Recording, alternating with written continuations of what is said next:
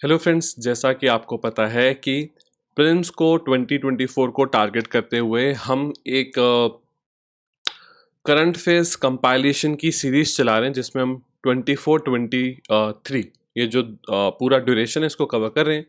Last class में हमने discuss किया था पर्सनल न्यूज़। इस बार हम डिस्कस करेंगे अवार्ड्स एंड ऑनर। तो awards and honour current affairs 23-24, target हमारा प्रीलिम्स 2024। ठीक है, तो देखते हैं आज का हमारा पहला इंपॉर्टेंट अवार्ड।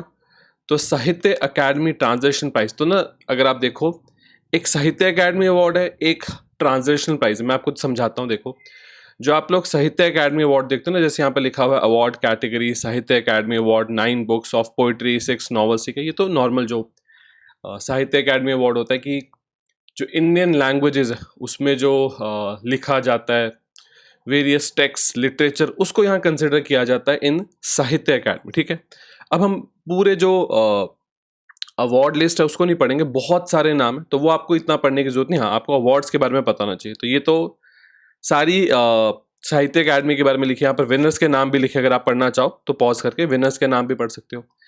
अब इसके अलावा एक था ट्रांसलेशन प्राइस। ठीक है, तो जो ट्रांसलेशन प्राइस था उसमें भी अब नाम बहुत ज़्यादा हैं, बुक्स बहुत ज़्यादा है, उसको हम अलग से नहीं पढ़ेंगे। तो मैं आपको बस ये समझाने की कोशिश कर रहा हूँ कि जैसे साहित्य अकादमी था, उसी ऑर्गेनाइजेशन के द्वारा एक ट्रांसलेशन प्राइस भी रखा गया था, जो बुक्स वगैरह टेक्स्ट वगैरह उसको ट्रांसलेट किया था, उसको कंसिडर करते हुए अवार्ड्स अनाउंस किए गए थे। ठीक है, तो हम यहाँ पर क्या पढ़ लेते हैं, साहित्य अकादमी के बारे में पढ़ लेते हैं। इसको फाउंड किया गया था 1954 में। हेडक्वार्टर्स हैं दिल्ली में, काम करता है अंडर मिनिस्ट्री ऑफ कल्चर। और जो इंडियन लैंग्वेजेस से जुड़ी हुई लिखावट है, टेक्स्ट हैं, उसको यहाँ पर अवार्ड देने के लिए, ऑनर करने के लिए साहित्य अकादमी अपने प्राइजेस रखता है। ठीक है, तो आप ये देख सकते हो, ये है जो इन्होंने 11 मार्च को अपने ट्रांसलेशन अवार्ड्स अनाउंस किए थे। और जो मैंने आपको नॉर्मल बताया कि साहित्य अकादमी के जो लैंग्वेज वाले अवार्ड्स हैं वो अलग है। ठीक है, जैसे इसकी जो सेरेमनी थी वो पिछले साल हो गई थी। ठीक है, 96 अकेडमी अवार्ड्स या फिर ऑस्कर अवार्ड्स। अब इसमें भी ऐसा है कि अवार्ड्स बहुत सारे हैं। आपको पता होगा एक मूवी है जिसका नाम था ओपनहाइमर। जो ये मूवी है ओपनहाइमर, ये असल में कैसे दुनिया में first atom bomb, nuclear bomb बनाया गया, रॉबर्ट ओपनहाइमर कौन थे, अभी यूएस की गवर्नमेंट का क्या सपोर्ट था, इस सब को लेकर ये मूवी बनी थी। और सबसे ज़्यादा डोमिनेंस इसी मूवी की देखी गई थी। डायरेक्टर थे क्रिस्टोफर नोलान, बहुत ही फेमस डायरेक्टर है। ठीक है, तो best picture Oppenheimer, best director Christopher Nolan, best actor Cillian Murphy. तो किलियन मर्फी असल में ओपनहाइमर का जो रोल है वो निभाते हैं। Actress in a leading role थे पुअर थिंग्स के Emma Stone, best actor in a supporting role थे। फिर ओपनहाइमर के रॉबर्ट डाउनिंग जूनियर, आपने इनको आयरन मैन की तरह देखा होगा, ये भी इस मूवी में थे। Best actress in supporting role, ये कोई और मूवी आप देख सकते हो, पढ़ सकते हो। ठीक है, तो सबसे ज़्यादा अगर किसी मूवी का इस बार के ऑस्कर्स में अगर दबदबा था तो वो थी क्रिस्टोफर नोलान की ओपनहाइमर। बहुत इंटरेस्टिंग मूवी, अगर आपने नहीं देखी आप ज़रूर देखना। कैसे दुनिया में फर्स्ट न्यूक्लियर वेपन को बनाने की क्या कहानी थी, कौन कौन सी कंट्रीज इन्वॉल्व थी, क्या पॉलिटिक्स थी, बहुत कुछ यहाँ पर दिखाया गया। ठीक है, नेशनल क्रिएटर अवार्ड। अब इसमें भी वही चीज़ है, बहुत सारे अवार्ड्स हैं। अब आप लोग, वैसे तो मैं आपको दिखाऊंगा, देखो ये देख लो, ये सारे नेशनल क्रिएटर अवार्ड्स हैं। तो ये मैक्सिमम वो लोग हैं जिनको आप यूट्यूब या सोशल मीडिया पे देखते हो। पहली बार हमारी कंट्री में इस तरह के अवार्ड्स रखे गए। ठीक है, तो प्राइम मिनिस्टर ने, जो इंडिया ने एक कन्वेंशन सेंटर बनाया था ना ड्यूरिंग G20 भारत मंडपम, वहां पर रखे थे पहली बार के नेशनल क्रिएटर अवार्ड। ये सब जो लोग हैं, आपने इनको बहुत सारे सोशल मीडिया प्लेटफॉर्म पे जरूर देखा होगा। ठीक है, तो जैसे देख लेते हैं, कोई यहाँ पर बोट कंपनी के फाउंडर एंड CEO थे, ट्रिगर इंसान करके आपने देखा होगा, जो अंकित बनपुरिया बहुत फिटनेस इन्फ्लुएंसर में फेमस हुए। फिर आपको जो बियर बाइसेप चैनल पता होगा, ये सब लोग यहाँ पर इन्वॉल्व थे। तो एक बार अगर आप रीडिंग देना चाहते हो देख सकते हो, winner list of national creator awards 2024। यहाँ पर क्या है, ये है 2023 के ज्ञानपीठ अवार्ड। ठीक है, अब पहले तो समझ लेते हैं असल में होते क्या। तो ये ओल्डेस्ट और हाईएस्ट इंडियन लिटरेरी अवार्ड्स हैं जो कि हर साल भारतीय जनपीठ के द्वारा दिए जाते हैं। पहली बार दिए गए थे 1965 में। ठीक है, तो 18 फेब 2024 जो जनपीठ सिलेक्शन बोर्ड था, उसने इंडियन पोएट, लिरिसिस्ट और फिल्म मेकर गुलजार जी, और उसके अलावा एमिनेंट संस्कृत स्कॉलर जिनका नाम है जगत गुरु रामाचार्य, आई होप मैंने इनका नाम ठीक से प्रोनाउंस किया, तो इन दोनों लोगों को सिलेक्ट किया फॉर 2023 ज्ञानपीठ अवार्ड। आगे चलते, 2024 पद्म अवार्ड्स। अब देखो, आपको एक चीज पता होनी चाहिए, पद्म अवार्ड्स असल में 3 कैटेगरी के होते हैं, पद्म भूषण, पद्मश्री। अब टोटल नंबर तो ये 200 के आसपास चला जाता है, हम समझते हैं। देखो, पद्म श्री जो होता है ना, 110 लोगों को दिया गया, पद्म भूषण दिया गया 17 लोगों को, और पद्म विभूषण दिया गया 5 लोगों को। ठीक है, तो आप लोग अगर 5 लोगों पे फोकस कर पाए, 17 लोगों की रीडिंग कर पाए, तो आपके लिए पद्म अवार्ड्स यहाँ पर पूरे हो जाएंगे। ठीक है, तो कौन से 5 लोग थे जिनको दिए गए पद्म भूषण अवार्ड्स, वो आप यहाँ पर देख सकते हो। कौन से वो 17 लोग थे जिनको यहाँ पर पद्म भूषण अनाउंस किए गए, ये आप देख सकते हो। ठीक है, तो इस तरह से आपके लिए पद्म अवार्ड्स भी इंपॉर्टेंट हो जाते हैं। हर साल रिपब्लिक डे सेलिब्रेशन के दौरान ये जो अवार्ड्स हैं इनको अनाउंस किया जाता है। ठीक है, आपने शायद सुना होगा इस ऑनर के बारे में, ये होता है बुकर प्राइज। इसको मैन बुकर प्राइज भी बुला लेते थे। ये असल में इंग्लिश का सबसे बड़ा ऑनर होता है, इंग्लिश लिटरेचर से जुड़ा सबसे बड़ा प्राइज होता है। तो आयरिश ऑथर पॉल लिंच जो थे, इनको Booker prize for his 5th novel prophet song, असल में इस नॉवल के लिए इनको बुकर प्राइज दिया गया।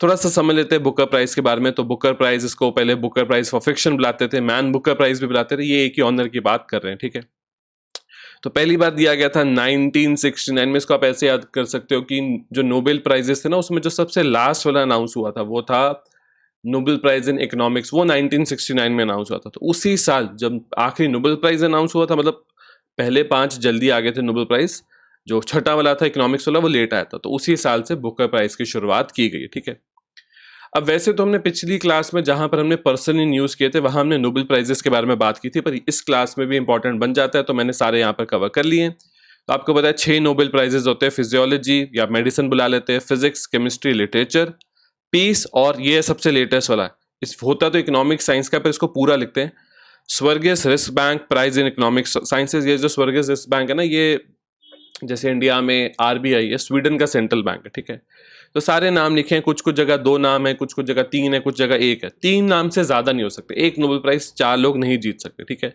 तो हमने ये पढ़ा है, क्लॉडिया गोल्डन, नरगिस मोहम्मदी, जॉन फॉसे, मोंगेबी बोविडिन, लुइस ई ब्रूस, एलेक्सी इकनॉफ, पेर एगस्ते, फरिक क्रास और एना एल हुरियर, कितनीना करोका, ध्रुव वेस्टमैन, ये सब इनकी रिसर्च वगैरह भी लिखी है। अगर आप पढ़ना चाहो, एक बार रीडिंग देना चाहो, बिल्कुल दे सकते हैं आप। ठीक है, पॉज करके। एक और ऑनर पिछली बार हमने डिस्कस कर लिया, भारत रत्न, इंडिया का हाईएस्ट सिविलियन ऑनर। वैसे तो एक साल में 3, देखो ऐसा नहीं सरकार को हर साल देने होते हैं, नहीं भी सरकार देगी तो भी ठीक है। एक साल में अगर दे रहे तो मैक्सिमम 3 लोगों को दिया जा सकता है, पर क्योंकि ये थोड़ा स्पेशल ईयर था, इलेक्शन ईयर था, सरकार ने 5 लोगों को दिया।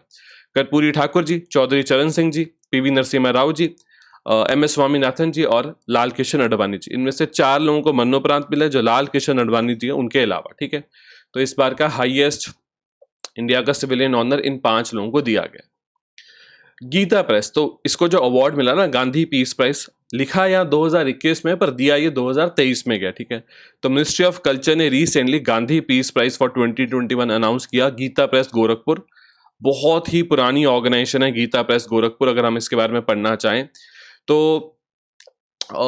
इंडिया की चाहे फ्रीडम स्ट्रगल से देखो, फिर पोस्ट इंडिपेंडेंस, फिर बहुत तरह की मूवमेंट्स, हर जगह ये काफ़ी बड़ी एक ऑर्गेनाइजेशन की तरह डटी रही।